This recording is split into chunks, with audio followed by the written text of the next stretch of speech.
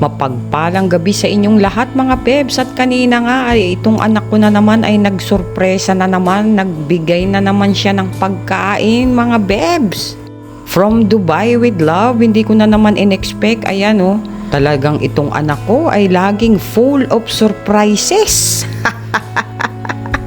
And a shout out dyan sa rider na yan.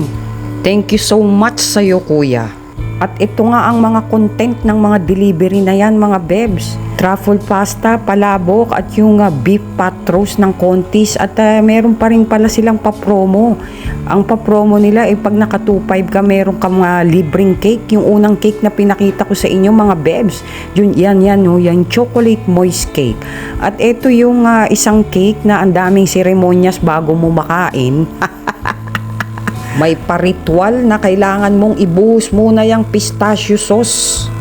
At saka mo ilalagay yung bulaklak ng kampopot. Ito daw ngayon yung usong cake ng Contis mga bebs na inspired from Dubai chocolate. Yung kunafa kung tawagin.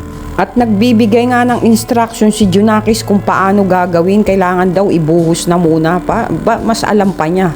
Wala naman siya rito. Mas maalam pa siya kaysa sa akin. Taga rito ko at dito lang may Contis. Wala namang Contis sa Dubai. I love you and I'm missing you anak. Kahit gabi-gabi ay napupunta tayo sa pagtatalo pag nag-uusap. And the last touch, itong pinatuyong bulaklak ng kampupot mga bebs. O ilalagay na natin dyan. I-sprinkle natin. Hindi ko alam kung ano yan, kung bakit may kailangan may paganyan. Ang daming ebas. Kakainin na lang yung cake, ang dami pang ebas at ritual.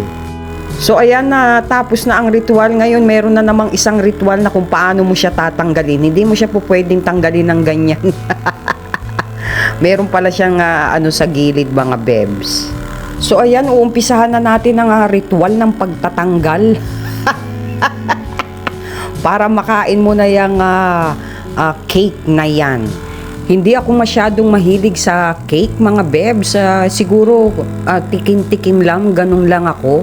Yung tipong pag hinanap lang ng bibig at pag tipong naghanap ka lang ng matamis.